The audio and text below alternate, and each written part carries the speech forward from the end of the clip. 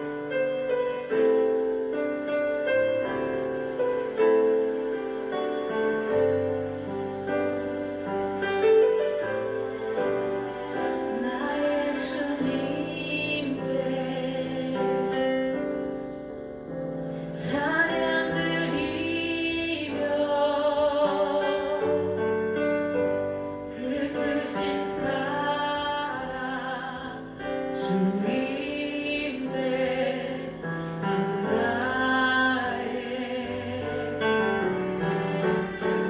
어둠 속에 찾아오셔서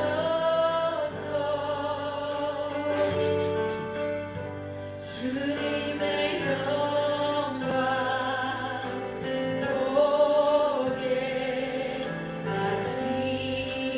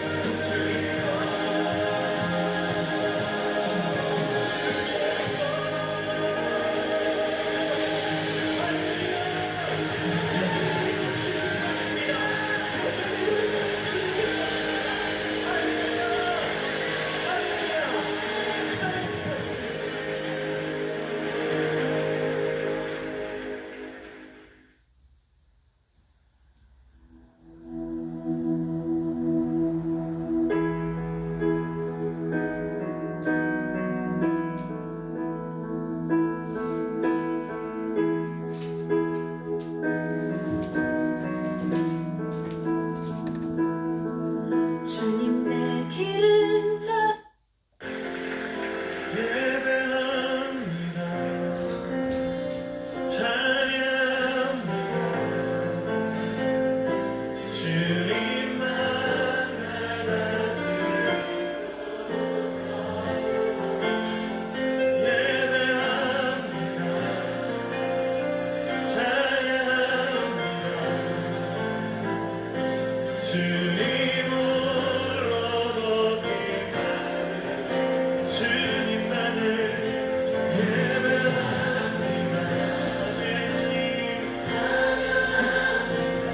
나의 삶의 인도자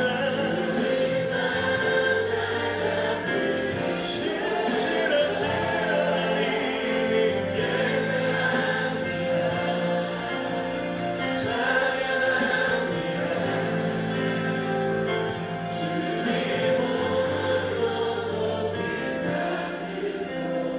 하나님, 이 시간 우리의 감정과 우리의 상황들을 바라보는 내 시선과 내 마음들을 주님 앞에 내려놓길 원합니다. 하나님, 우리가 어떤 감정으로 어떠한 마음으로 지금 서 있어야 하는지 잘 모르겠습니다. 그러나 우리를 부르신 그 하나님이 오늘 우리를 인도하실 것들을 신실하시고 우리가 주님을 신뢰합니다. 주님, 우리를 인도하여 주시옵소서. 완전하신 나의 의의 길로 날 인도하소서. 아직 모든 주님의 영광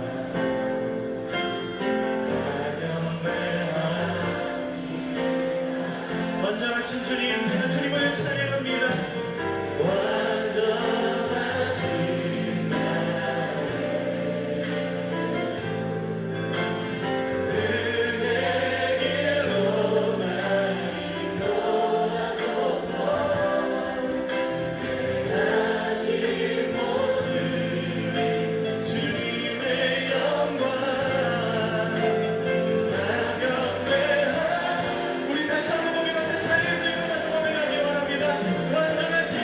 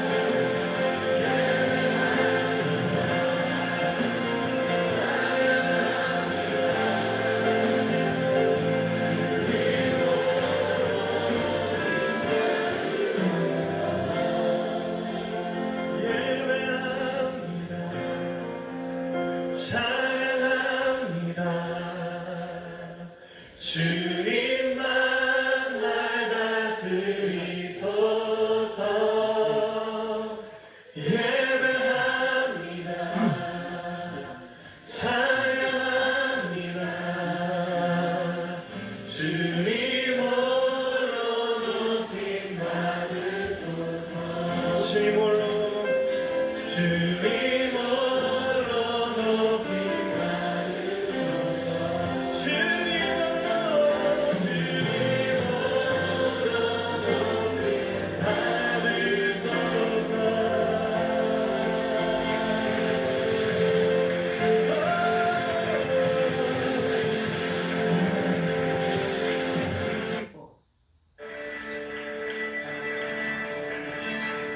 시시하신 나의 주 하나님을 찬양합니다. 아멘. 아멘.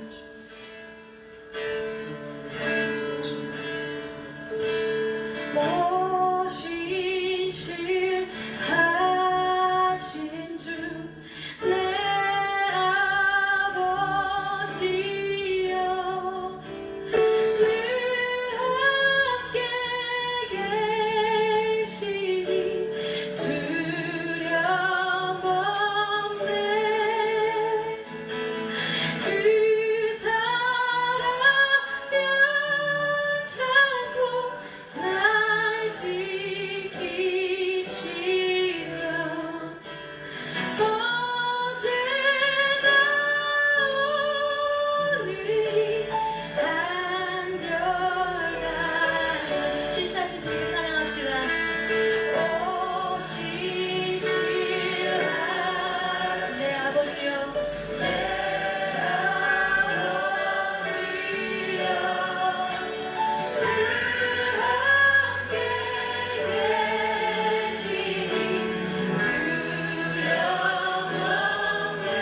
그 사랑 변찮고 그 사랑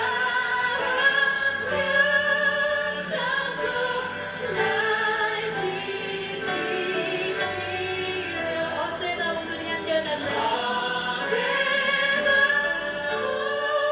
오늘이 한결같네. 오시시하신 주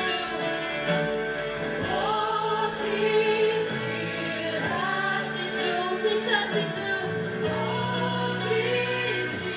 오시시하신 주 날마다 자비를 베푸시며 일용할 모든 것 내려주시니 일용할 모든 것 내려주시니 오시시하신 주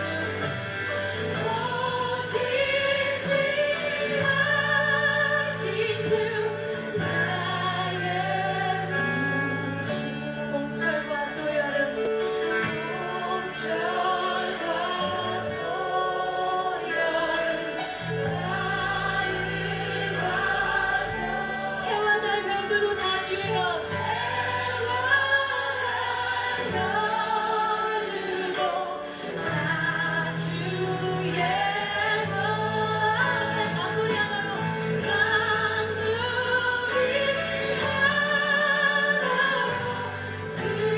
드러낸 증거 신실한 주 사랑 신실한 주 사랑 나타내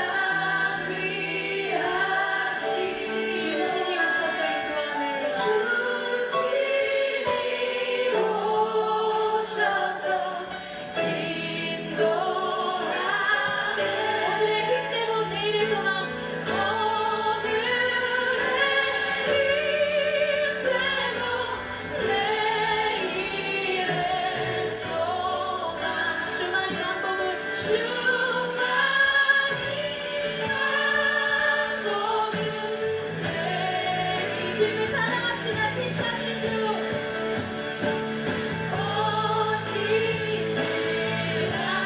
신실하신 주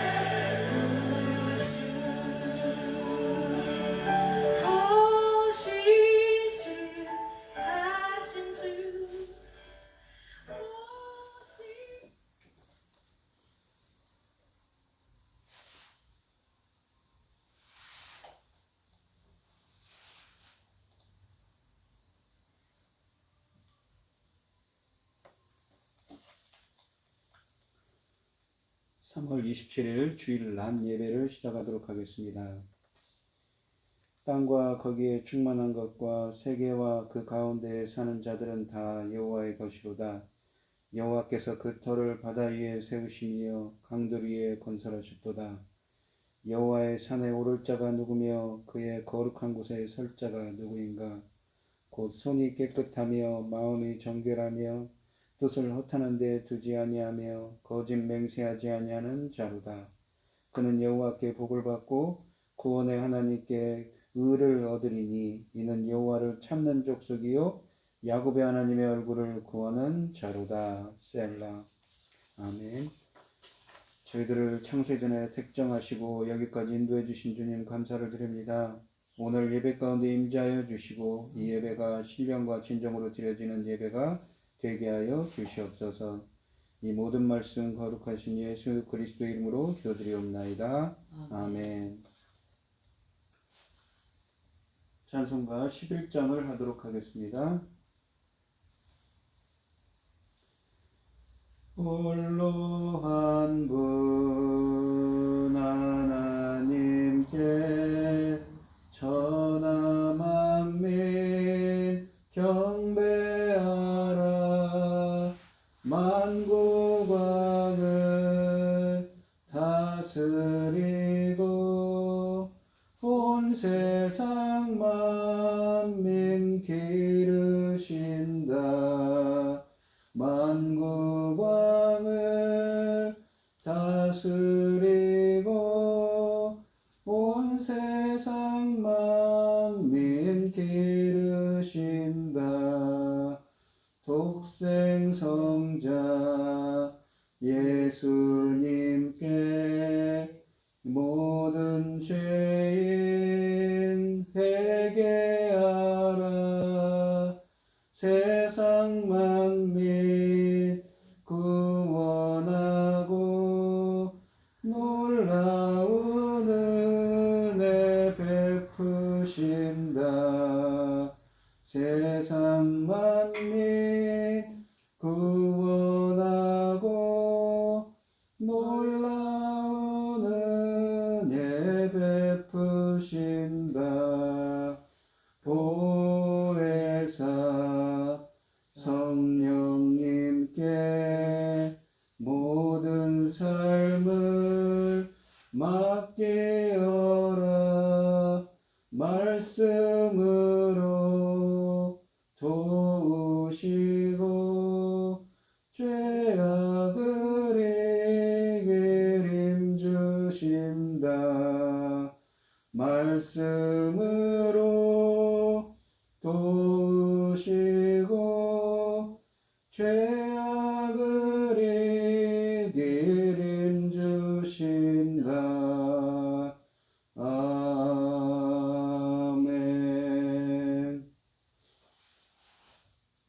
사도신경 하심으로 신앙 고백하시겠습니다.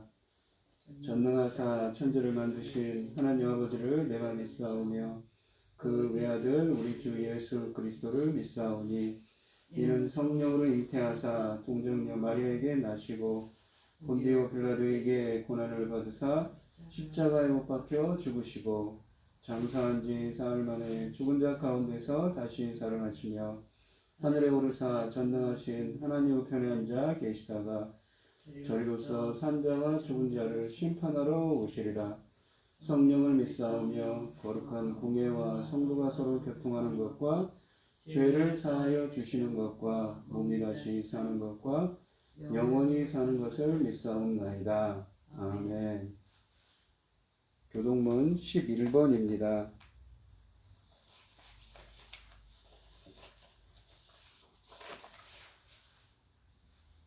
여호와여 의의 호소를 들으소서. 나의 울부짖음에 주의하소서.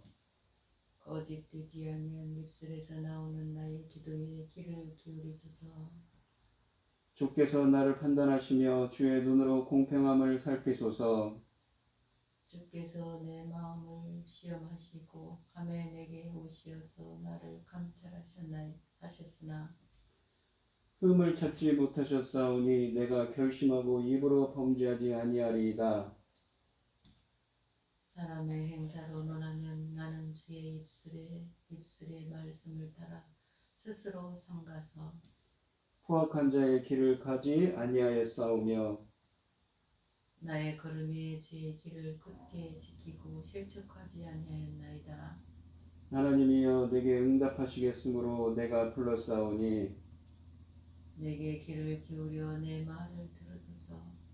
주께 피하는 자들을 그 일어나 치는 자들에게서 오른손으로 구원하시는 주여 주의 기이한 사랑을 나타내소서. 아멘. 찬송 368장입니다.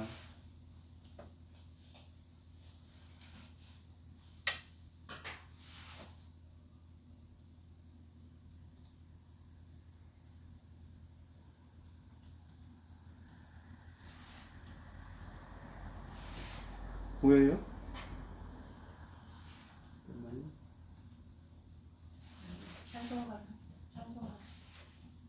찬송가로 합니다. 네.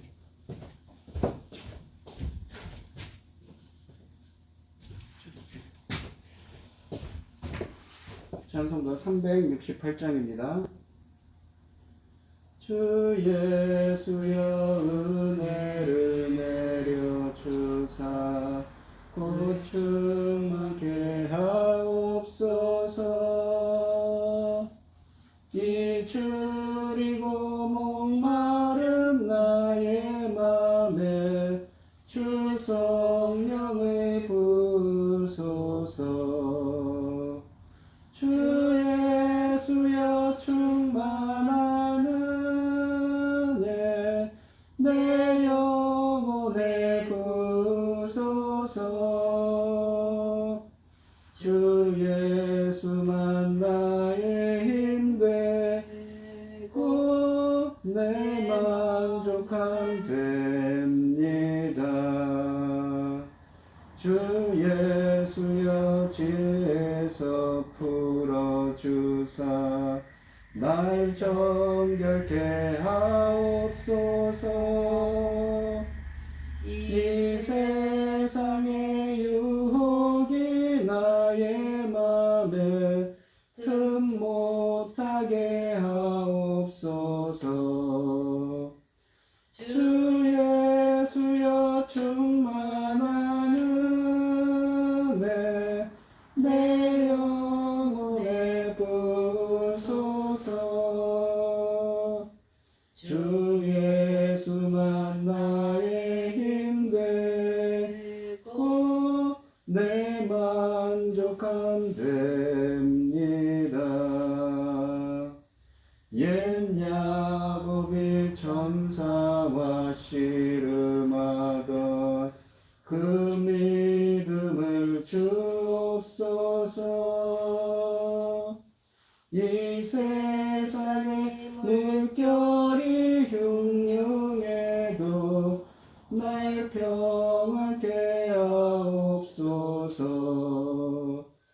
주 예수여 충만한 은혜 내 영혼에 부으소서.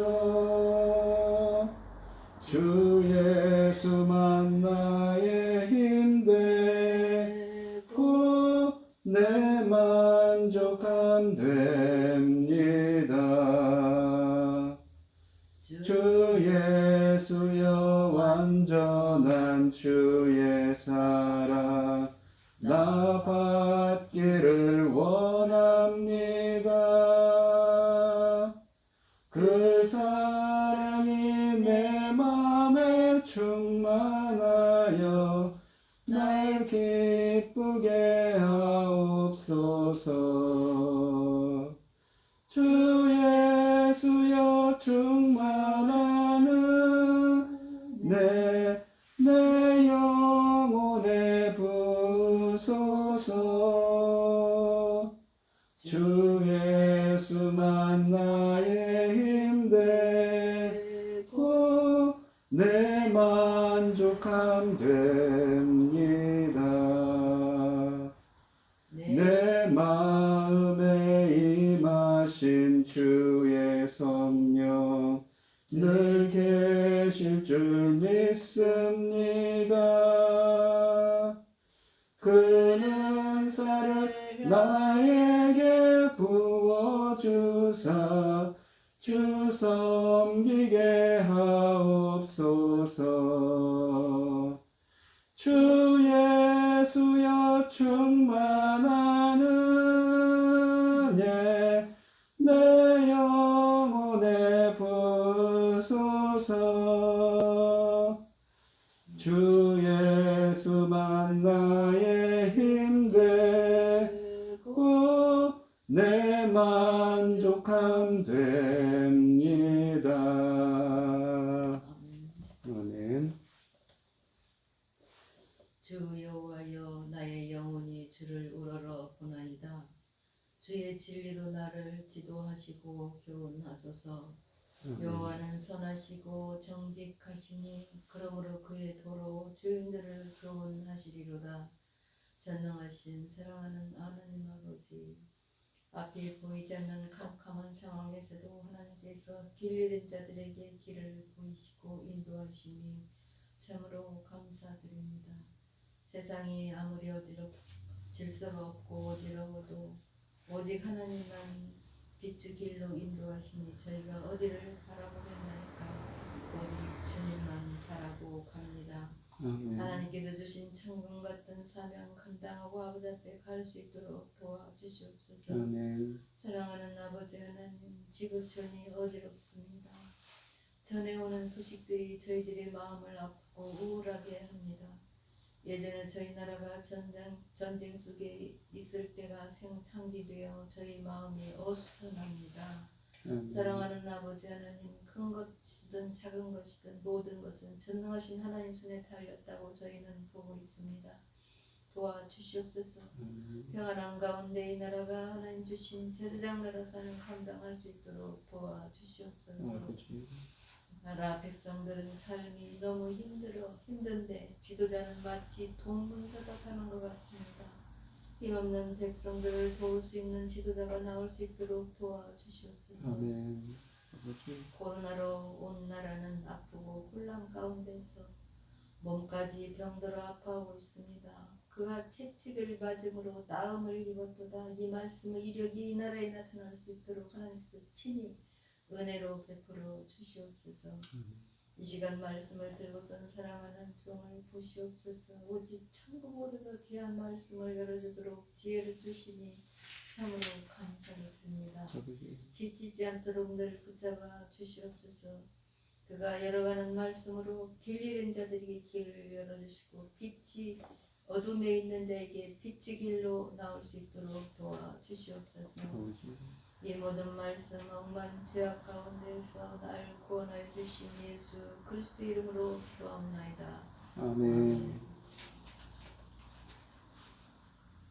오늘 함께 하실 하나님의 말씀은 누가복음 11장 1절로 13절 말씀입니다. 교독을 하도록 하겠습니다. 신약성경 111쪽에 있습니다. 제가 먼저 읽겠습니다. 예수께서 한 곳에서 기도하시고 마치심에 제자 중 하나가 여짜오되 주여 요한이 자기 제자들에게 기도를 가르친 것과 같이 우리에게도 가르쳐 주옵소서. 예수께서 이르시되 너희는 기도할 때 이렇게 기도하라.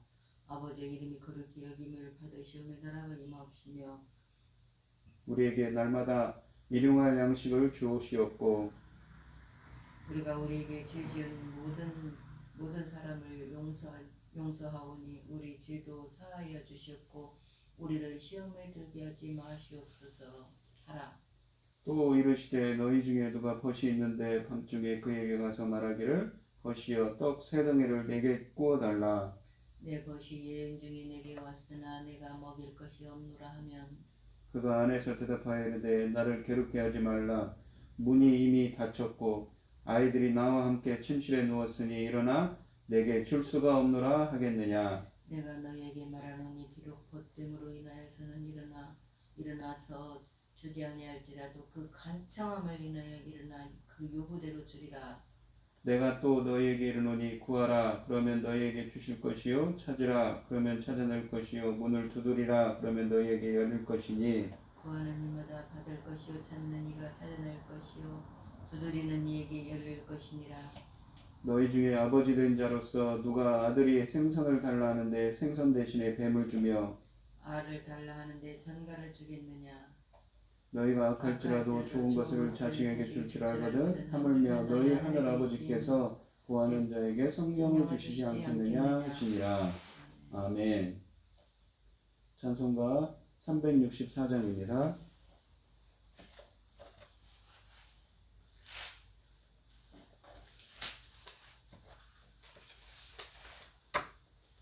내 기도하는 그 시간 그때가 가장 즐겁다.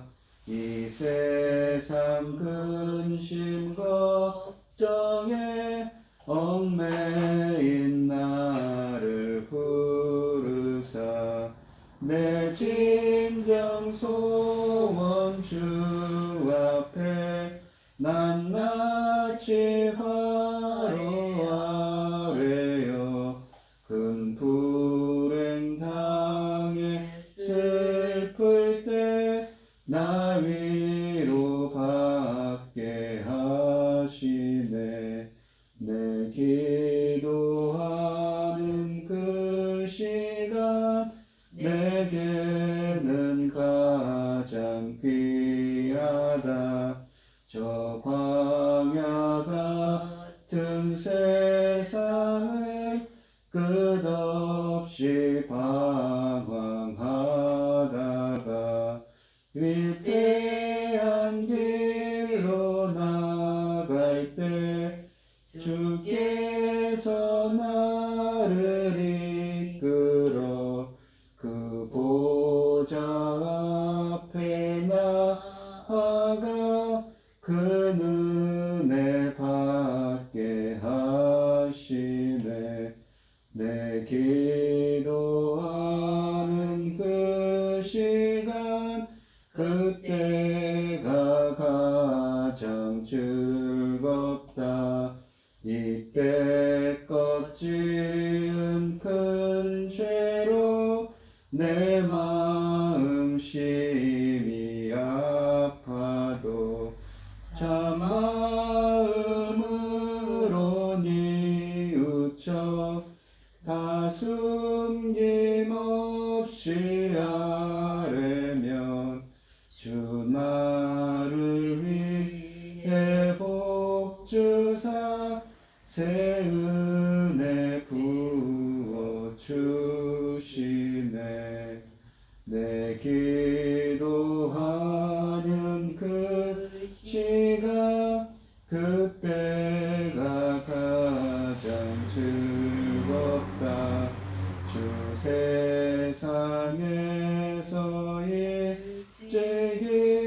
저 요란한 곳 피하여 빈들에서 마산에서 온 밤을 세워 지내사 주 예수 친히 기도로 근본을 보여주셨네.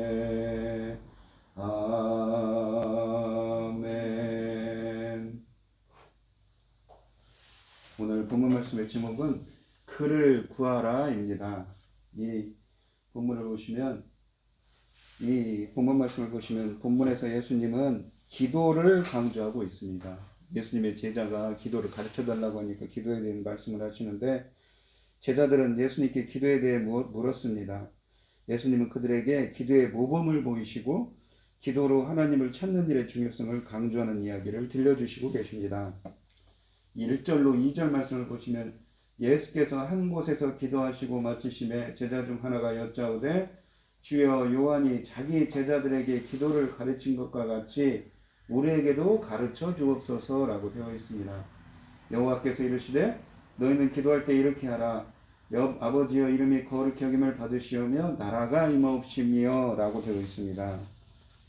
이 한 제자가 예수님께 기도를 가르쳐 달라고 묻자 예수님의 제자들에게 이렇게 어떻게 기도할 것인지를 가르치셨습니다. 하나님과 친밀한 관계인 하나님의 자녀들인 그리스도인들은 그들의 삶의 모든 영역에서 하나님을 거룩하게 할 책임이 있습니다. 성도들은 하나님의 이름이 거룩히 여김을 받으시도록 하기 위해서 그들은 세상이 그의 이름을 영화롭게 할 것을 기도하고 그것이 실현될 날을 고대합니다.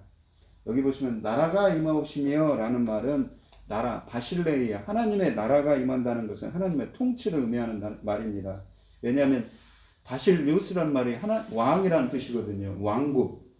또한 이 나라라는 말은 왕국을 뜻하는데 왕은 바실리우스, 또 바실리오 하면 통치하다라는 말입니다. 하나님의 통치가 임하옵시며 라는 말이지요. 우리 인간들은 죄 때문에 이 죄의 통치 안에 있었습니다. 사단의 통치 아래 있었다고 에베소서 2장에도 쓰여져 있죠.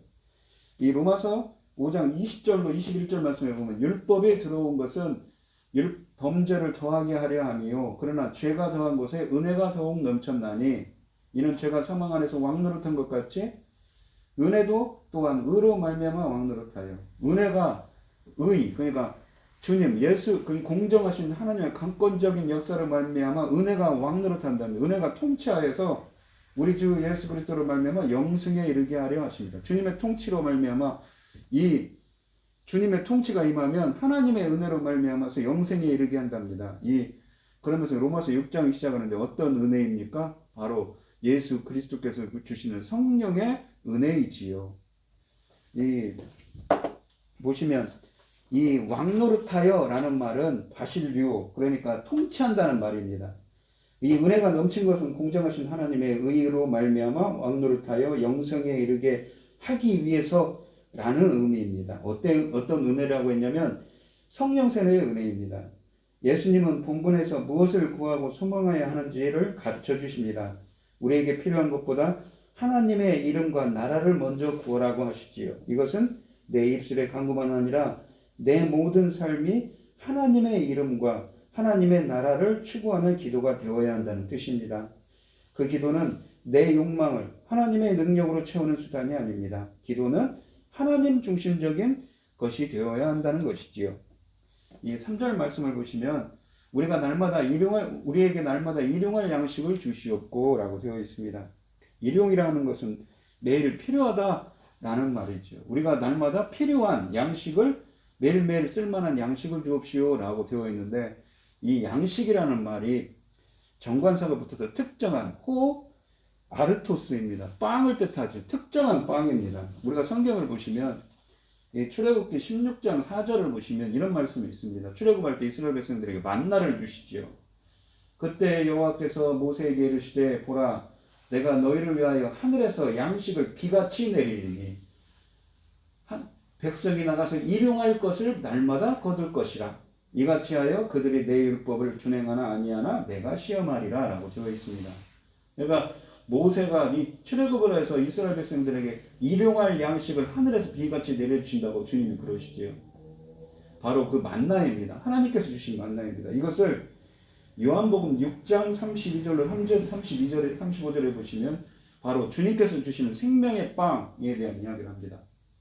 예수께서 이르시되 내가 진실로 진실로 너희에게 이르노니 모세가 너희에게 하늘로부터 떡을 준 것이 아니라, 그러니까 출애굽기 16장 4절에 있는 모세가 너희에게 하늘로부터 떡을 준 것이 아니라 내 아버지께서 너희에게 하늘로부터 참떡, 그러니까 아르토스 빵입니다, 주시나니, 하나님의 떡은 이 떡이라고 우리가 한국적으로 한국 성경에는, 우리 한글 성경에는 떡이라고 되어 있지만 이 시대의 사람들이 떡을 먹었는가요? 아니죠. 떡은 우리 한국 고유의 음식입니다. 빵을 먹었습니다.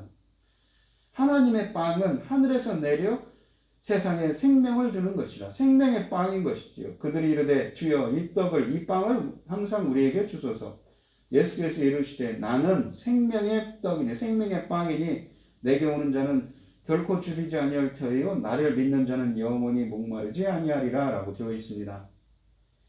또 고린도전서 10장 1절로 4절에 보면 이런 말씀을 하시죠. 사도 바울을 통해서 형제들아 나는 너희가 알지 못하기를 원하지 아니하노니 우리 조상들이 다 구름 아래에 있고 바다 가운데로 지나며 모세에게 속하여 다 구름과 바다에게 세례를 받고 다 같이 신령한 음식을 먹으며, 신령은 영적인, 신령이라는 건 푸니마티코스라고 해서 성령의 양식이죠. 성령의 아르토스, 성령의 빵을 먹으며, 그러니까 이 예수님의 그 생명의 떡이신 예수께서 주시는 영적인 양식을 먹으며 다 같은 영적인 음료, 신령한 음료를 마셨으니 이는 그들을 따르는 신령한 반석으로부터, 영적인 성령의 반석으로부터 마셨으며 그 반석은 곧 그리스도시라 라고 되어 있습니다. 이 본문을 보시면 이 일용할 양식을 공급해 달라는 기도입니다. 이 기도는 단지 보통 음식을 원하는 것만이 아니라 생명의 떡, 즉 생명의 빵, 즉 그것 없이는 살 수 없는 하나님의 선물을 달라는 기도입니다. 여기서 양식은 영적인 양식을 언급하는 것입니다. 날마다로 번역된 헬라어 단어는 생존의 필수적인 것을 가리키거나 매일의 필요를 공급하는 것과 관련된 표현입니다. 이것은 하나님이 광야에서 이스라엘 백성들에게 매일 만나를 제공하였듯이 자기 백성들의 필요를 충족시켜 주실 것이라는 의미입니다. 이 기도는 하나님이 필요한 것을 공급해 주시도록 구하는 것이지요. 여기서 성도는 매일의 생존은 하나님의 은혜로운 공급에 의존한다는 것을 인정한다는 것입니다. 우리는 하나님의 돌보심 안에 매일 그때를 살아갑니다. 마치 출애굽기에 나오는 만나처럼 말입니다. 예수님의 제자들은 날마다 하나님에게 일용할 영적인 양식을 공급해 주시도록 간구해야 된다고 주님께서는 말씀하고 계신 것이지요. 4절 말씀을 보시면 우리가 우리에게 죄 지은 모든 자를 용서하오니 우리 죄도 사하여 주옵시고 우리를 시험에 들게 하지 마시옵소서 하라 라고 되어 있습니다. 여기 보면 죄 지은, 맨 앞에 있는 죄 지은이라고 되어 있는데 이 헬라어만 오페일로라는 말입니다. 그러니까 이게 빚을 지다라는 표현입니다. 빚을 짓다는 표현입니다. 그러니까 우리가 보시면 오페일레테스 하면 빚진 자라는 뜻입니다. 빚을 지은, 우리에게 빚을 지은 모든 사람을 용서하시고, 뭐냐면 앞헤이메라는 동사를 썼는데 이 말은 탕감하다, 용서라는 말입니다. 우리에게 빚진 모든 사람을 탕감하오니 우리에게 빚진 자를 모두 탕감하오니 우리 죄도, 이거는 죄를 옳게 번역을 했습니다. 하마르티아, 죄도 사하여 주옵시오다. 이 용서하오니와 사하여 주옵시고 라는 말이 똑같은 헬라어입니다. 아피엠이라고 해서 용서하다, 탕감하다는 의미입니다. 우리가 우리에게 빚진 모든 사람을 탕감해 준 것 같이 탕감하오니 우리의 죄도 없는 것처럼 용서해 주시옵소서, 탕감해 주시옵소서, 우리를 시험에 들게 하지 마시옵소서 라고 말합니다. 우리가 이 죄 지은, 이 아까 빚이라고 했죠. 오벨레테스라고 하는 사도 바울이 로마서 1장에서 헬라인이나 야만인이나 지혜 있는 자나 어리석은 자에게 다 내가 빚진 자라, 오펠레테스입니다. 어원이 같습니다. 그러고 나는 할 수 있는 대로 로마에 있는 너희에게도 복음 전하기를 원하노라. 무슨 빚입니까? 복음의 빚인 것이죠.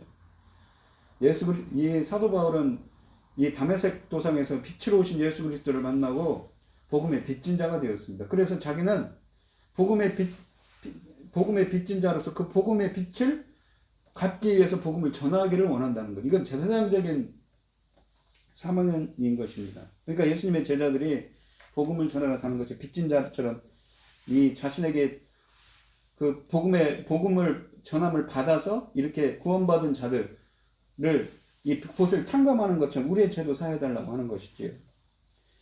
이 빚진 자를 뜻하는 헬라어는 해야 할 의무가 있는 의미도 있습니다.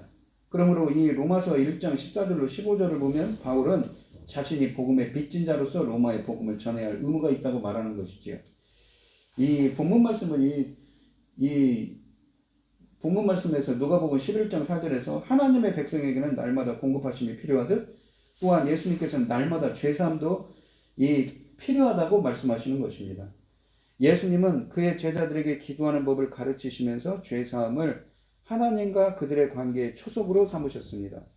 하나님은 성도들의 죄를 용서해 주셨습니다. 그러므로 그들도 이제 그들에게 복음으로 빚진 자를 탕감해야 합니다. 이 문장의 의미는 성도의 진정한 회개에 초점을 맞추고 있습니다. 성도는 자신이 받은 죄 사함의 위대함을 이해하는 존재입니다. 성도는 다른 사람들이 자신에게 진 복음의 빚에 대해 자신이 받은 죄 사함을 억울히 적용합니다. 이 간구는 하나님의 죄를 용서해 주실 것을 간청합니다. 이 기도를 드리는 사람은 그가 자신의 죄에 대해 용서받을 자격이 있기 때문이 아니라 오히려 그가 다른 사람들이 자신에게 잘못한 것들을 용서하고 있기 때문인 것이지요.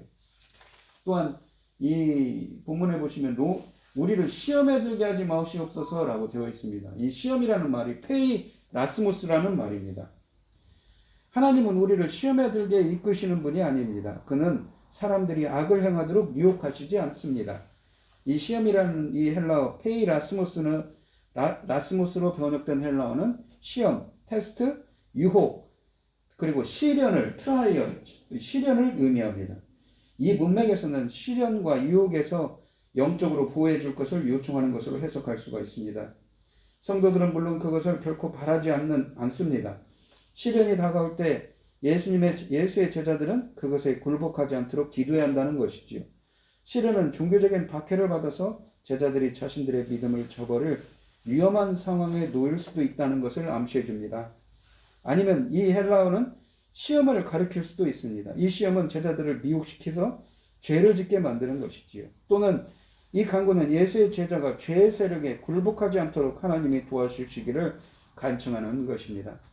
그것은 하나님의 제자가 죄에 빠지는 것을 원하시기 때문이 아니라 반면에 하나님의 죄의 권세가 제자를 압도하는 것을 막아주실 수 있기 때문입니다. 이러한 의미는 이 박해로 말미암아 제자들이 자신들의 믿음을 저버릴 위험성도 포함할 것입니다. 하지만 이 단어가 의미하는 바는 한마디로 말하자면 지혜로운 제자는 다음의 사실을 알고 있다는 것입니다. 곧 죄에 빠지는 것을 피하는 유일한 길은 하나님께서 자신을 이끄는 대로 따르는 것이며 또한 하나님과 그의 보호하심을 온전히 의지하는 것이라는 것이지요. 주기도문 전체와 마찬가지로 이 간구는 예수님의 제자가 하나님을 의지해야 한다는 것을 드러내줍니다. 이와 같이 기도하는 제자는 신앙 공동체와 자신이 하나님에게 순종한다는 것을 표현하는 것입니다. 또한 이와 같은 기도를 통해 제자는 하나님이 자기의 영광을 나타내시기를 바랍니다. 예수님의 제자는 하나님이 높임을 받으시기를 바랍니다. 또한 그들 자신도 하나님에게 영광을 돌리기를 원하는 것이지요. 이 누가복음 11장 5절로 8절 말씀을 한번 읽겠습니다. 여기 보시면 또 이르시되 너희 중에 누가 벗이 있는데 밤중에 그에게 가서 말하기를 벗이여 떡 3덩이를 내게 구워달라. 내 벗이 여행 중에 내게 왔으나 내가 먹일 것이 없노라 하면 그가 안에서 대답하여 이르되 나를 괴롭게 하지 말라. 문이 이미 닫혔고 아이들이 나와 함께 침실에 누웠으니 일어나 내게 줄 수가 없노라 하겠느냐. 내가 너희에게 말하노니 비록 벗됨으로 인하여는 일어나서 주지 아니할지라도 그 간청함을 인하여 일어나 그 요구대로 주리라 라고 되어 있습니다. 이 보시면 간청함 8절에 간청함이라고 되어 있는데 이 말은 겸손하지 않은 부끄러워하지 않은 뻔뻔스럽다는 의미입니다. 뻔뻔스럽음을 인하여서 줄 거라는 것이죠. 여기서 또한 이 7절에 보시면 이 나를 괴롭게 하지 말라 할 때 이 괴롭게라는 동사는 현재 시제입니다. 그러니까 현재 시제라는 것은 계속 그 진행한다는 의미입니다. 계속 그 귀찮게 한다, 괴롭게 하지 말라는 말이지요. 이 간청하는 자가 뻔뻔스럽고 대담하게 간청할 때 그 이웃은 그의 요구를 들어줄 것이라는 것이지요. 뻔뻔스럽고 대담한 자세는 심지어 한밤중인데도 떡을 빌려달라고 요구할 수 있는 불굴의 의지를 지닌 것입니다. 여기서 예수님은 간청하는 자의 대담함 또는 뻔뻔함을 강조하는 것입니다. 이 간청자는 매우 뻔뻔스럽습니다. 그는 떡을 빌리기에 온갖 비난을 받아들일 모든 준비가 되어 있습니다. 어떤 사람이 한밤중에 이웃과 그의 온 가족을 깨우는 데에는 뻔뻔함이 있어야 한다는 것입니다. 이 뻔뻔스러운 집주인은 이웃이 어쩔 수 없이 그에게 떡을 빌려주게 합니다. 그래서 여기서 예수께서 제시하는 논리는 더 적은 것에서 더 큰 것으로 전개됩니다. 만약 어떤 사람이 이와 같은 방법으로 간청하는 것을 들어주었다면 은혜가 풍성하신 하나님은 자기에게 이렇게 담대하게 뻔뻔스러운 것처럼 담대하게 요청하는 사람들에게 반드시 긍정적으로 반응하실 것이라는 것이지요. 기도의 응답은 수건에서 많은 양의 물을 짜내려고 하듯이 하나님을 강요하는 것이 아닙니다. 왜냐하면 하나님은 기꺼이 주시는 분이기 때문이지요. 따라서 예수님의 제자들은 하나님에게 대담하게 이렇게 뻔뻔한 것처럼 담대하게 간구해야 합니다. 그들은 하나님에게 나아갈 수 있습니다. 하나님에게 나아가서 그들은 자신들에게 꼭 필요한 것을 담대하게 이렇게 뻔뻔한 사람처럼 구해야 한다는 것이지요. 또한 간절하고 끈기 있게 기도하라고 하십니다. 고집스럽게 막무가내로 기도하라는 말이 아닙니다. 출구가 하나밖에 없는 심정으로 찾고 구하고 찾고 두드리는 것입니다. 밤중에 찾아가 먹을 것을 요구하는 것, 정중히 돌아가 달라는 부탁에도 끝까지 간청하는 것, 모두 친구 사이의 예의를 헤아렸다면 불가능했을 일입니다. 시급한 필요가 있다면 체면도 핑계에 불과하기에 가능했던 일입니다. 하나님 앞에서는 이러한 끈기가 필요하다는 것이지요. 끈기 있게 뻔뻔한 사람, 정말 창피한 것도 모르고 하나님께 담대하게 기도하라는 이 말씀을 하고 계십니다. 9절 말씀을 보시면 내가 또 너희에게 이르노니 구하라 그러면 너희에게 주실 것이요 찾으라 그러면 찾아낼 것이요 문을 두드리라 그러면 너희에게 열릴 것이니 라고 되어 있습니다. 구하라 이 단어의 원어인 이 헬라어 아이테오는 원래 손 아랫사람이 손 위에 사람을 에게 또는 신분이나 직위가 낮은 사람이 높은 사람에게 청원할 때 사용합니다. 또한 찾으라 라는 말은 원래 이 단어는 구약에서 하나님을 찾는 데 사용된 단어입니다. 또한 신약에서도 하나님 나라를 찾는 것, 하나님의 뜻을 찾는다 라는 말을 할 때 사용되기도 하였습니다. 이 행위는 무엇을 구하는 마음의 염원에서 한 단계 더 발전한 적극적인 행위를 수반하고 있습니다. 또한 두드리라 라고 하는 이 말은 마음으로 간구하고 행동으로 찾아도 소원하는 일이 불가능할 때는 계속해서 인내하며 문이 열릴 때까지 두드려야 한다는 것이지요. 이상의 이 세 단어 구하라, 찾으라, 두드리라는 모두 현재 시제로 되어 있습니다. 그러니까 계속 반복해서 하나님께 구하고 찾고 두드리라는 말입니다. 성경은 여러 곳에서처럼 쉬지 말고 기도하기를 명하고 계십니다. 또한 하나님은 제자들의 기도에 응답할 모든 준비를 하고 계십니다. 따라서 제자들은 하나님에게 간절히 계속 기도해야 하는 것이지요. 이 10절 말씀을 보시면 구하는 이마다 받을 것이요 찾는 이는 찾아낼 것이요 두드리는 이에게는 열릴 것이니라 라고 구하라 찾으라 두드리라 했는데 구하는 자에게는 받을 것이고 찾는 이는 찾아낼 것이고 두드리는 이에게는 열릴 것이라고 하십니다. 구하고 찾고 문을 두드리는 모든 사람은 받고 찾아내고 그들에게 문이 열린다는 언급을 통해 그 의미가 한층 강화됩니다. 곧 항상 기도에 힘쓰는 제자들은 받고 찾아낼 것이며 또한 그들에게 문이 열릴 것입니다. 이 절에서 예수님의 설명은 구하고 찾고 두드리라는 자신의 명령을 제자들이 확신을 갖고 따르게 하는 역할을 합니다. 예수님은 끈질기고 일관된 기도의 중요성을 강조하심으로써 기도하는 법을 배우기를 원한 그의 제자들이 계속 구하고 끊임없이 찾으며 포기하지 말고 문을 두드리도록 격려하고 계신 것이지요. 성도들은 오직 기도를 통해서만 하나님과 지속적으로 접촉할 수 있으며 자신들을 향한 하나님의 뜻을 알 수 있고 삶의 모든 영역에서 하나님의 뜻을 행할 수 있는 힘을 얻을 수 있습니다. 하나님께서는 이 포기하지 않고 구하고 찾으며 눈을 두드리는 성도들에게 응답하실 것입니다.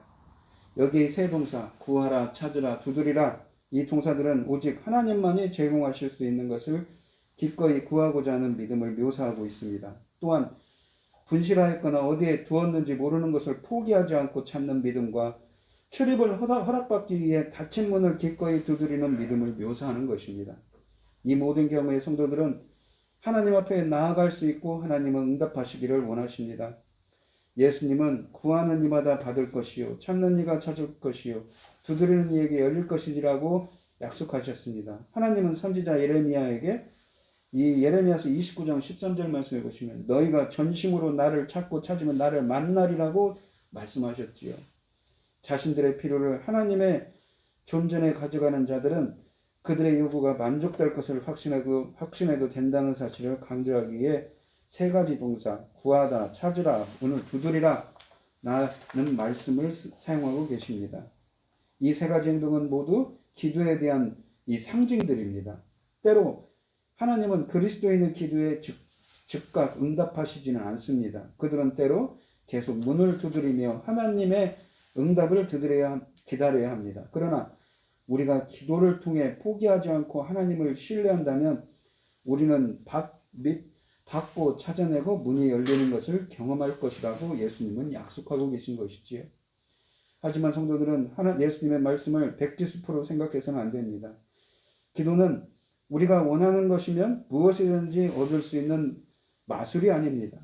우리의 요청은 하나님의 뜻과 일치하는 것이어야 하며 우리의 욕망보다 하나님의 뜻을 먼저 받아들여야 하는 것이지요. 그것이 바로 기도인 것입니다. 11절로 12절 말씀을 보시면 너희 중에 아버지 된 자로서 누가 아들이 생선을 달라는데 생선 대신에 뱀을 주며 알을 달라는데 전갈을 주겠느냐라고 되어 있습니다. 그러니까 이 전갈이 몸을 말면 알처럼 보인다고 합니다. 그래서 이런 표현을 쓰죠. 생선 대신에 뱀을 주며 알 대신에 전갈을 주겠느냐. 어떤 아버지가 그렇게 하겠느냐라는 말입니다. 이제 예수님은 하나님의 제자들의 기도에 기꺼이 응답하신다는 것을 신뢰를 통해 강조합니다. 여기서 어떤 자녀가 음식, 특별히 생선과 알을 달라고 자기 아버지에게 간청합니다. 이 경우에 어떤 아버지가 자녀에게 뱀이나 전갈을 주겠는가 하는 것입니다. 어떤 아버지도 그렇게 하지 않지요. 사실상 어떤 아버지가 자기의 자녀를 그와 같이 대한다는 것은 전혀 상상해 볼 수가 없습니다. 부모도 자기 자녀에게는 꼭 필요한 것을 기꺼이 줍니다. 무엇인가 꼭 필요한 것을 간청하고 받는다는 주제를 벗과 벗의 관계에서 부모와 자식의 관계로 바꾸어 말하면서 여기서 예수님은 그 의미를 강화시킵니다. 분명히 은혜로우신 하나님은 그의 자녀인 예수님의 제자들의 간청에 관대하게 응답해 주실 것입니다. 왜냐하면 죄인인 사람들도 그와 같이 하기 때문이지요. 정갈이 몸을 말면 알처럼 보였을 것입니다. 악한 인간이라도 자녀에게 생선 대신 뱀을 줄 생각을 하지 않을 것이며 알 대신 전갈을 주려고 하지 않는다면 거룩하신 하나님은 얼마나 더 흔쾌히 그리스도인들의 요청을 인정하고 대답하시겠는가 하는 말씀을 하고 계신 것이지요. 이 13절 말씀을 보시면 너희가 악할지라도 좋은 것을 자식에게 줄 알거든 하물며 너희 하늘 아버지께서 그를 구하는 자에게 성령을 주시지 않겠느냐 하시니라. 이 헬라 원문을 보면 그를이라는 말이 빠졌습니다. 있는데 이 영어 성경 NIV 영어 성경에도 그를 힘이라는 말이 들어갔는데 우리말 성경에는 빠져 있죠. 우리가 이 신약 성경을 보시면 3인칭 남성 단수 이 그로 표현되는 분이 있습니다. 누구입니까? 아버지 하나님 아니면 예수 그리스도를 그라고 표현합니다. 근데 여기 보시면 너희 하늘 아버지께서 그를 구하는 자에게 성령을 주시지 않겠느냐. 그는 누구입니까? 바로 예수 그리스도를 뜻하는 것이죠. 예수 그리스도를 구하는 자에게 하늘 아버지께서 성령을 주신다는 말씀입니다. 이 너희가 악할지라도 라는 구절은 잔인하거나 사려깊지 못한 부모의 행동을 가리킵니다. 그러한 부모라 하더라도 자식들에게는 좋은 선물을 줄 수 있다는 것이지요. 하물며 너희 하늘 아버지께서 그를 구하는 자에게 성령을 주시지 않겠느냐라고 하십니다. 만약 악한 사람도 자기의 자녀에게 좋은 것을 준다면 하늘 아버지는 반드시 자기의 자녀에게 훨씬 좋은 것, 성령을 주신다는 것입니다. 여기서 하나님을 하늘 아버지라고 부르는 것은 이 예수의 제자들이 하나님과 가장 친밀한 관계에 있다는 것을 강조합니다. 그리고 그러니까 예수님을 구하는 자에게 하나님이 주시는 특별히 좋은 선물로서 성령이 언급됩니다. 예수님을 구한다는 것은 하나님이 자기와 함께 하시며 자기와 친밀한 교제를 나누시고 또한 자기를 이끌어 주시기를 예수님께서 그렇게 하시기를 간청하는 것이지요. 그러면 하나님께서는 예수의 제자들에게 특별히 좋은 것, 성령을 주신다고 하십니다. 이 짧은 예화를 통해서 예수님은 제자들이 하나님에게 담대하게 간구하라고 본문에서 권면합니다. 곧 예수가 가르쳐준 대로 제자들이 하나님에게 그를 구하면, 예수 그리스도를 구하면 하나님은 반드시 그들의 기도에 응답해 주셔서 성령을 부어주십니다. 예수님은 이러한 말씀을 통해 하나님 아버지가 어떤 마음이신지를 보여주셨습니다. 하나님은 이기적이고 인색한 분이 아닙니다. 그를 따르는 자들은 기도 제목을 가지고 하나님께 나아갈 때 구걸하거나 비굴하게 행동할 필요가 없습니다.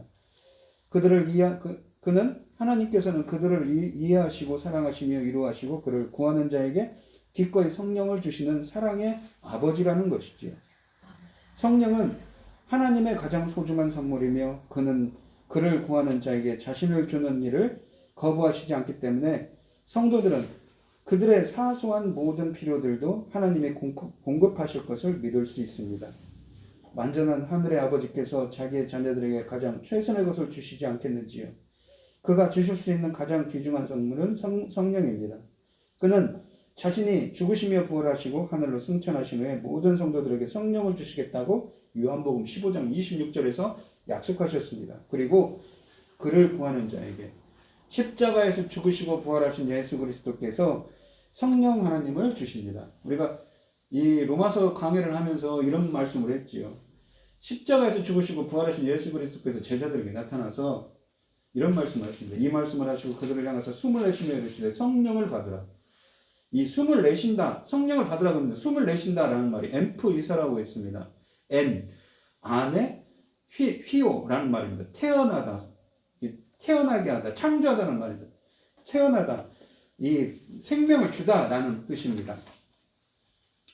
이 숨을 내쉬며라는 말 헬라어가 엠프이사라고 있는데 이 말이 어디에 쓰여 있냐면 창세기 2장 7절에 쓰여 있습니다. 인간을 창조할 때 여호와 하나님이 땅의 흙으로 사람을 지으시고 생기를 그 코에 불어넣으시니 생명의 기운을 그 코에 불어넣다는 말을 유대인들이 이 헬라어로 번역을 할 때 70인역 성경에서 엠프휘사오라는 말을 썼습니다. 그러니까 그냥 흙으로 몸을 만들었는데 코에 생기를 주님이 불어넣었어요. 생명을 불어넣은 거죠. 안에 생명을 태어나게 한 겁니다. 생명을 태어나게 하고 했습니다. 그래서 사람이 살아있는 생명이 되었습니다. 그러니까 우리 인간은 원래 창조될 때 성령과 함께하는 자, 영적인 사람들이었습니다. 안에 새로운 생명을 태어나게 했죠. 새로운 창조죠. 그러니까 창조하셨는데 우리 인간들이 어떻습니까? 영적으로 죽은 자들이고 죄 때문에 말입니다. 하나님의 관계가 멀어지고 영적으로 죽은 자가 되었습니다. 근데 십자가에서 죽으시고 부활하신 예수 그리스도께서 성령을 불어넣으셔서 뭡니까? 우리 안에 새로운 생명을 태어나게 하시는, 새로운 생명을 창조하시는 것이지요. 이 마태복음 3장 11절로 12절에 보면 세례 요한 이런 말을 합니다. 나는 너희로 회개하기 위하여 물로 세례를 베풀거니와 내 뒤에 오시는 이는 나보다 능력이 많으시니 내 뒤에 오신 분은 누구입니까? 예수 그리스도시죠. 나는 그의 신을 들기도 감당하지 못하겠노라. 그는 성령과 불로 너희에게 세례를 주실 것이요 손에 키를 들고 자기의 새 타작마당을 정하게 하사 알곡을 모아 곡간을 들고 쭉정이는 꺼지지 않은 불에 태우시리라. 예수 그리스도께서 성령과 불로 세례를 베푸시는데 성령 세례는 무엇입니까? 알곡을 모아 곡간을 들는 구원이고 불 세례는 무엇입니까? 쭉정이로 꺼지 않는 불에 태우는 심판을 한다는 것이죠. 그러니까 십자가에서 죽으시고 부활하신 예수 그리스도 새로운 창조로 성령 세례를 베푸는 것이지요. 아까도 설명드렸듯이 그것을 통하여서 이 로마서 5장 20절로 21절 말씀에 하나님의가 충만해서 그 의로 그 강권적인 역사로 말미암아서 뭐예요? 영생에 이르게 한다고 하죠. 죄의 통치로부터 말입니다. 로마서 6장 3절로 4절에 보시면 그래서 이 성령 세례 새롭게 이 새로운 새 창조라고 했는데 이것이 무엇이냐라는 것이죠. 우리 그리스도와 합하여 세례를 받은 우리는 이라고 합니다. 그리스도 안으로 세례를 받다라는 것이죠. 이 세례를 받다라는 이 말이 밥티조라는 이 수동태로 되어 있습니다. 세례라는 말은 이 로마서 강의를 하면서도 말씀드렸지만 밥티조라는 말은 촉촉히 어디에 성령에 푹 담그다. 이게 성령에 푹 담그다. 성령에 촉촉히 젖어들었죠. 근데 이 헬라어 사전에 보시면 이 원어의 의미가 무엇이냐면 주전 200년경에 니켄더라는 그리스 시인이 이 단어를 썼는데 뭐 어떤 의미를 썼냐면 우리가 여자분들이 이 음식을 할 때 피클을 한다고 그랬습니다. 채소를 뜨거운 물에 담그면 어떻게 됩니까? 데친다고 표현을 하죠. 그러면 이것이 그 채소의 성질이 변화합니다. 숨이 죽는다는 표현을 쓰기도 하죠. 그러한 permanent exchange, 영구적인 변화를 뜻합니다. 그러니까 성령에 푹 담그고 적셔서 완전히 영구적인 변화를 일으킵니다. 어떤 변화이냐면 죽으신가 이 예수 그리스도 안으로 합하여라는 말은 에이스입니다. 예수 그리스도 안으로 세례를 받은 우리는 그의 죽으심과 합하여 죽으심 안으로 세례를 받은 줄을 알지 못하느냐. 그러니까 이 세례를 통해서 어떻게 하면 그러므로 우리가 그의 죽으심과 합하여 죽으심 안으로 세례를 받음으로 그와 함께 장사되었나니 이는 그리스도의 영광으로 말미암아 그리스도를 죽은 자 가운데서 살리신 것 같이. 이 죽은 자라는 것이 네크로스입니다. 영적으로 죽은 자. 우리 인간들이 원래 성령이 함께하는 자였는데 이 죄로 말미암아서 하나님과 관계가 끊어진 자들, 영적으로 죽은 자들, 영적으로 죽은 자들 가운데서 살리신 것 같이 다시 살아나게 에게르라는 다시 일으킨 것 같이 우리를 또한 새 생명 가운데서 생명의 새로운 가운데서 행하게 페리파테오 살아가게 하려 합니다. 그러니까 영적으로 죽은 자가 새로운 생명을 얻고 살아가는 게 하는 것이지. 그러니까 이 성령 세례를 통하여서 어떤 변화입니까? 새로운 창조를 통하여서 이 새로운 생명을 불어넣어 주셔서 어떻게 합니까? 이 성령 세례를 통하여서 영적으로 죽은 자들이 변화를 시킵니다. 새로운 생명으로 그러한 영구적인 변화를 일으키는 것이죠. 어떻게 해요? 성령 세례를 통해서 예수 그리스도께서 부어주시는 성령 세례를 통해서 말입니다. 만일 우리가 그의 죽으심과 같은 모양으로 연합한 자가 되었으면 이 연합한 자가 위에 있는 연합한 자는 헬라어 그 본문에 보면 없는 자입니다. 우리가 그의 죽으심과 같은 모양으로 되었으면 모양이라는 건 호모이오마라고 해서 닮음, 유사를 뜻합니다. 같은 모양으로 되었으면 또한 그의 부활과 같은 모양으로 연합한 자도 되리라. 이 연합한 자가 쉼히토스, 쉼이라는 그 함께라는 이 연합을 뜻하는 이 접두어와 휘오, 아까 말한 엠프 휘사오, 요한복음 20장 22절에 쓰여 있는 이 창세기 2장 7절에 쓰여 있는 숨을 내쉬며 이르시되 성령을 받으라 할 때 숨을 내쉬며 라고 말하는 그 단어 휘오 안에 들어있는 이 태어나게 하다, 이 창조하다, 프로듀스라는 말을 뜻하는 말이죠. 함께 이 태어나리라라는 말이죠. 그러니까 이 성령 세례를 통해서 뭡니까? 새로운 생명을 얻고 새로운 새 창조가 일어난다는 것이죠. 누가 하십니까? 십자가에서 죽으시고 부활하신 예수 그리스도께서 이러한 성령을 통하여서 그러한 역사를 새로운 생명을 얻게 하고 완전히 새로운 이 창조를 새로운 창조, 새롭게 태어나게 하는 새로운 생명을 얻는 그러한 완전히 영구적인 퍼머넌트 익스체인지를 일으키게 하는 변화라는 것이죠. 무엇이요? 성령께서 예수 그리스도께서 보여주시는 성령 세례의 은혜입니다.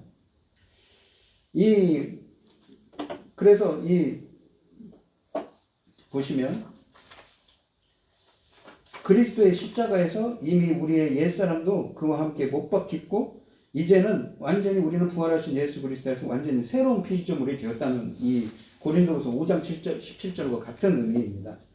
그래서 이 로마서 1장 4절에 보면 똑같은 얘기를 합니다. 성결의 영으로, 거룩함의 영, 거룩한 성령으로는 죽은 자들 가운데서 부활하다. 죽은 자들을 부활시키는 능력으로, 영적으로 죽은 자들은 이 데크로스라고 해서 영적으로 죽은 자들을 부활시키는 능력으로 하나님의 아들로 선포되셨으니 곧 우리 주 예수 그리스도십니다. 어떻게 해요? 성령 세례를 부어서 완전히 영적으로 죽은 자를 어떻게 해요? 살아나게 해요. 근데 이 부활시킨다는 것은 뭡니까? 아나스타시스라고 하는데 이것의 동사는 아니스테입니다. 일으키다입니다. 영적으로 죽은 자를 살아나게 하는 거예요. 일으키는 거예요. 부활시키는 거죠. 그것이 무엇입니까? 로마서 6장 3절 5절에서는 이 영적으로 죽은 자를 성령 세례를 통하여서 완전한 변화를 시킵니다. 어떻게 해요? 새로운 생명을 얻게 하고 새 창조를 통해서 새롭게 태어나게 한다는 이야기를 하는 것이죠. 근데 그 능력은 누구시요? 바로 예수 그리스도, 우리의 구세주이신 예수 그리스도께서만 가신 능력이죠. 그래서 이 기도가 중요한 것입니다. 그래서 우리는 예수 그리스도를 구해하는 것이죠.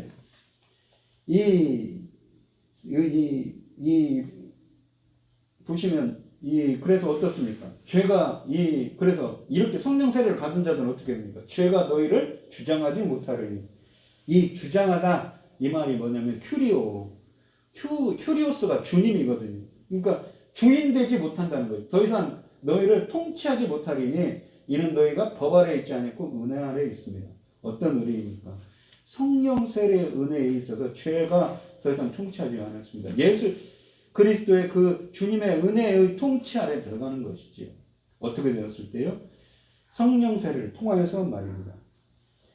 이 응답을 확신하며 기도하라고 하십니다. 오늘 본문에 보시면 진실하고 간절하게 하나님 나라와 그를 구한다면 가장 좋은 응답인 성령을 주실 것입니다. 성령 없이는 주를 믿을 수도 없고 주를 닮아갈 수도 없고 주를 위해 살 수도 없습니다. 주의 본을 따라 간절함과 꾸준함으로 기도하며 하나님의 뜻과 영광을 일상에서 드러내는 여러분들이 되시길 바랍니다.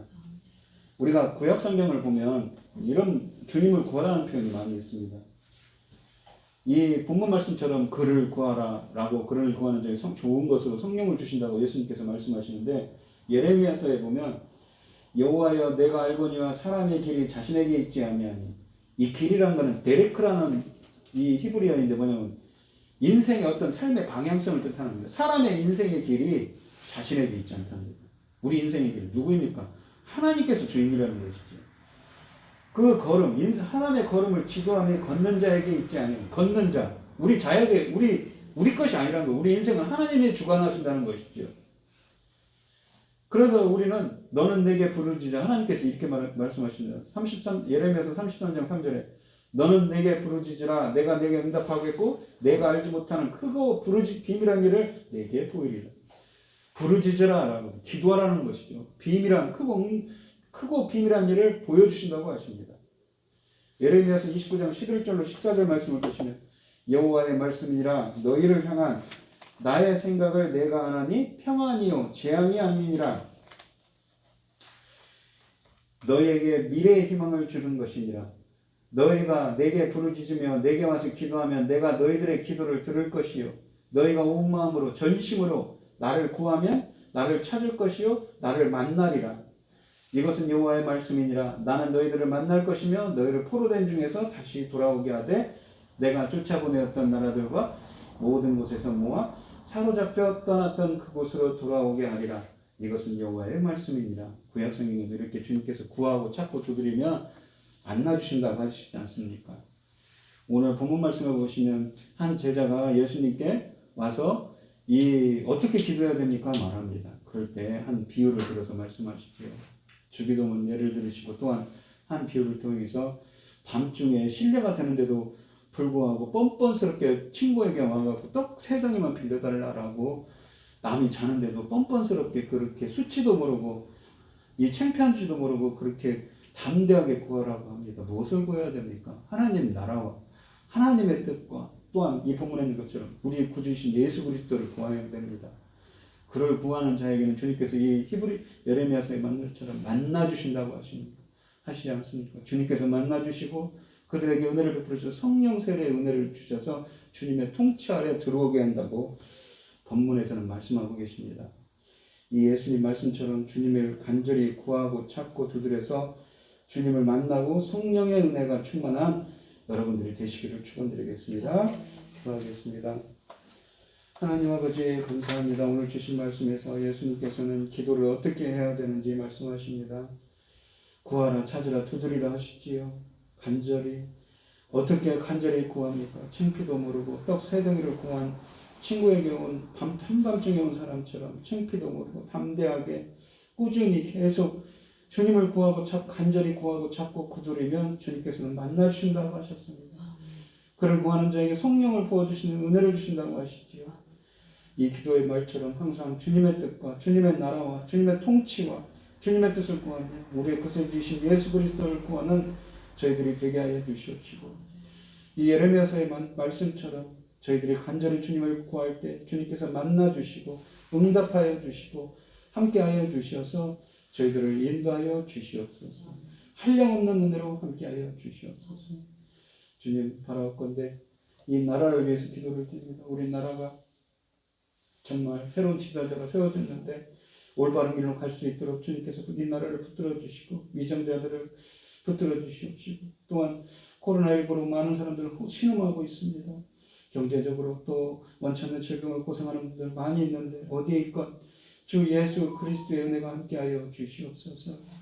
이 모든 말씀 거룩하신 예수 그리스도의 이름으로 기도드립니다. 아멘.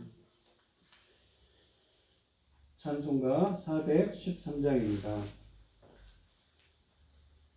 내 평생에 가는 길 순탄하여 늘 잔잔한 강 같든지 큰 풍파로 무섭고 어렵든지 나의 영혼이 늘 편하다. 내 영혼 평안해. 내 영혼 평안해. 저마귀는 우리를 삼키려고 이빨리고 달려와도 주 예수는 우리의 대장되니 끝내 싸워서 이기리라. 내 영혼 평안해. 내 영혼 평안해. 내 지은 죄 주홍빛 같더라도 주 예수께 다 아뢰며 그 십자가 피로써 씻으사 있는 보다도 정하리라. 내 영혼 평안해. 내 영혼 평안해. 저 공중에 구름이 일어나며 큰 나팔이 울릴 때에 주 오셔서 세상을 심판해도 나의 영혼은 겁없으리. 내 영혼 평안해. 내 영혼 평안해.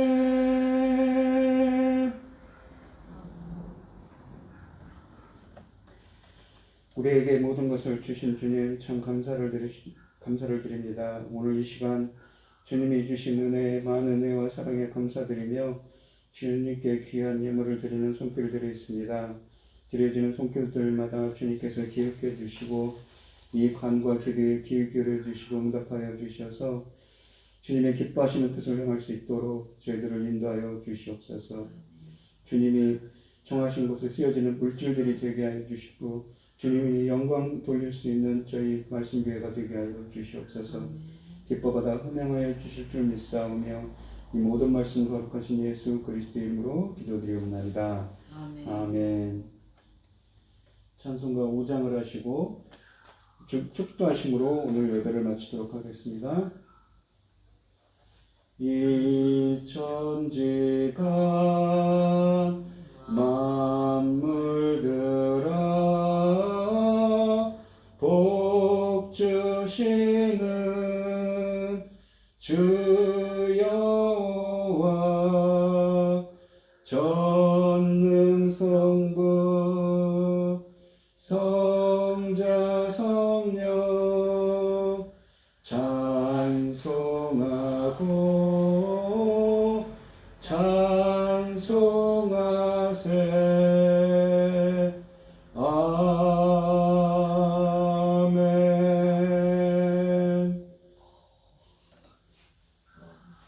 이제는 주 예수 그리스도의 은혜와 하나님의 극진하신 사랑과 성령의 교통하심이 그를 만나기를 간절히 소원하는 성도들 머리머리 위에 이제로부터 영원히 함께 있을지어다. 아멘. 아멘.